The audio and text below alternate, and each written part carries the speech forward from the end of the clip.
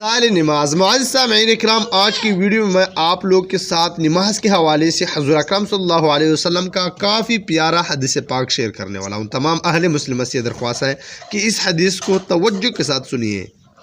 بسم اللہ الرحمن الرحیم۔ حضرت سہل رضی اللہ تعالیٰ عنہ فرماتے ہیں، حضور اقدس صلی اللہ علیہ وسلم نے ارشاد فرمایا کہ جو لوگ اندھیروں میں مسجدوں میں بکثرت جاتے رہتے ہیں، ان کو قیامت کے دن کے پورے نور کی خوشخبری سنا دے۔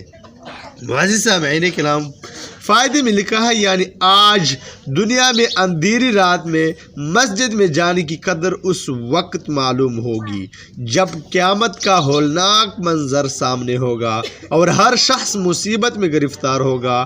آج کے اندھیروں کی مشقت کا بدلہ اور اس کی قدر اس وقت ہوگی جب ایک چمکتا ہوا نور اور آفتاب سے کہیں زیادہ روشنی ان کے ساتھ ہوگی۔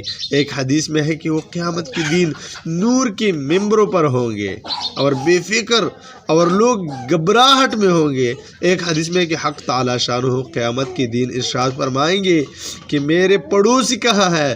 فرشتے عرض کریں گے کہ آپ کے پڑوسی کون ہے؟ ارشاد ہوگا کہ مسجدوں کو آباد کرنے والے۔ ایک حدیث میں آیا کہ اللہ تعالیٰ کو سب جگہوں سے زیادہ محبوب مسجد ہے اور سب میں زیادہ ناپسند بازار ہے۔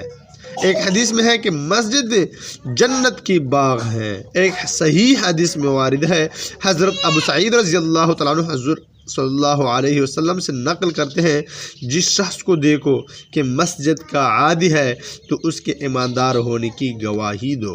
اس کے بعد انما یعمر مساجد اللہ، یہ آیت تلاوت فرمائی، یعنی مسجدوں کو وہی لوگ آباد کرتے ہیں جو اللہ پر اور قیامت پر ایمان رکھتے ہیں۔ ایک حدیث میں وارد ہے کہ مشقت کے وقت وضو کرنا اور مسجد کی طرف قدم اٹھانا اور نماز کے بعد دوسری نماز کے انتظار میں بیٹھے رہنا گناہوں کو دھو دیتا ہے، یعنی صاف کر دیتا ہے، ختم کر دیتا ہے۔